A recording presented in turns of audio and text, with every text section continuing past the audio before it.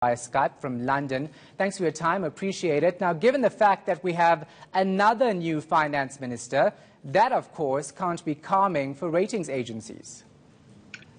Well, exactly. There's going to be a lot for them to digest in a very short period of time, with just before the MTBPS as well.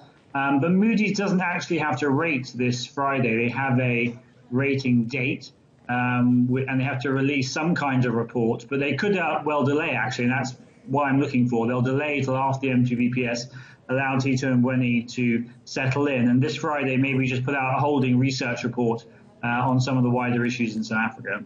Now, the former finance minister's credibility was questioned. Corruption, of course, in our government is a huge concern for ratings agencies as well as political stability.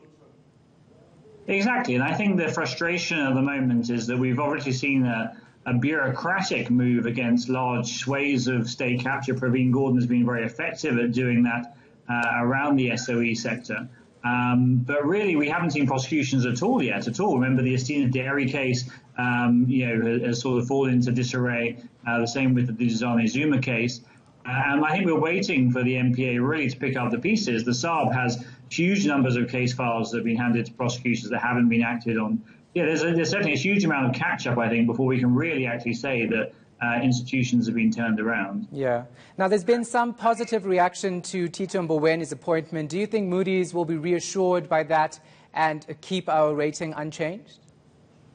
Well, I think we sort of need to be very careful here. It's definitely a negative that the finance minister has gone in this manner.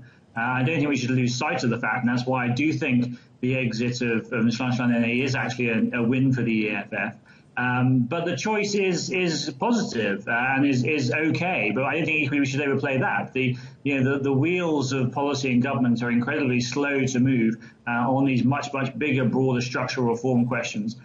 Tito Mboweni is a macro thinker. He is going to be trying to push at those, but there are huge political interests at play here. And so I think we shouldn't overplay either his ability to start turning the ship around particularly quickly. Okay, if we shouldn't do that, then let's talk about the sense of trust in President Ramaphosa. Is that still going to work in our favor, or are we running out of that?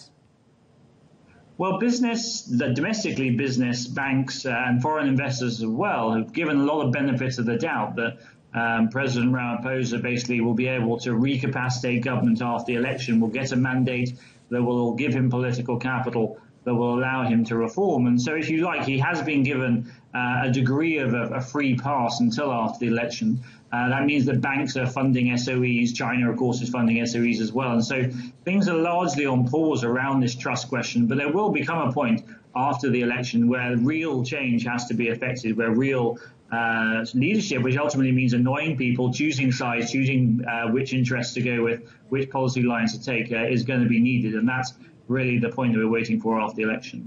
So exactly how much time do we have to get things right then? Of course, you mentioned the elections next year. Surely they're still going to be watching very closely the direction and the policy direction the ANC is taking right now under President Cyril Ramaphosa's leadership. Exactly, and some of the signs, such as the August announcement on land reform, are not encouraging, given that the president appeared to be backed into a corner on that, albeit is playing a very careful strategic game around land. But other things are not necessarily hugely positive, such as the Jobs Summit came out with a lot of existing sort of money that was already committed by the banking sector. The stimulus package wasn't really a stimulus package.